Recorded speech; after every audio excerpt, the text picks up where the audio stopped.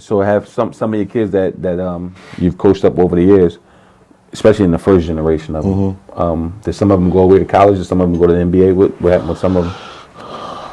A lot of them, I'll say more than half, definitely goes on to play college ball. But in between middle school and high school, you got like as I was saying when I was younger, you start coming into your own. And you ain't really thinking about sports. It's almost like, all right, no, or I'm a be halfway in sports and I'm gonna be halfway over here doing my own thing. You know what I mean? And them worlds, once them worlds. So did any of your players wind up like on State Road too?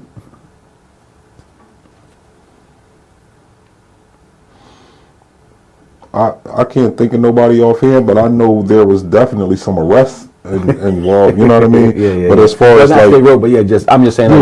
Like as far as major crime, I can't say they committed any major crimes, but they became part of the system. Part of the system. Yeah. You know what I mean? And then you got some guys who just getting into high school, because I know both of my sons lost a bunch of pairs.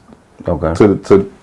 To the streets or just the BS or you know what I mean, just stuff like that. So it's almost like, death in jail becomes a part of it once they become. So the spectrum of youth sports in high school. The spectrum of youth sports could be as low as life in prison or death, as high as the NBA or the NFL. Absolutely, that's the spectrum. Absolutely. And anything in between there, whether it's and this going on all across the country. You know what I mean?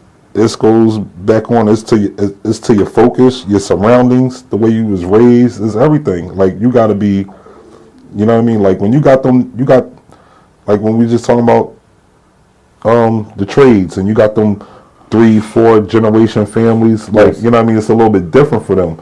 And it's the same thing with sports. If you got generational families who've been in this professional sports. They dad played Division I. The older brother played. You know what I mean. Now you get onto so he kind of. So you look at a Kobe Bryant, a Steph Curry.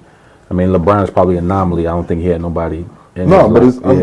Well, LeBron was just. But you always get them. You got like a once in a generation. Even Mike, I don't think Mike parents played. But if you look at like a Steph Curry, Kobe Bryant, you look at Klay Thompson. There's so many players who parents played, and there's a lot of people who parents played that we kind of even forget about. You know what I mean? Especially like it's almost like if your pop was average, which means he had time to be with his son. He'd usually bring his son up.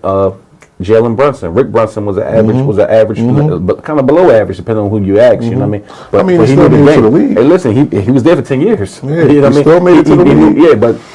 And now you see his son just signed a $100 million contract with the Knicks. So it is a thing like where you learn the game, you learn the discipline of the game, and you're able to get that to your son.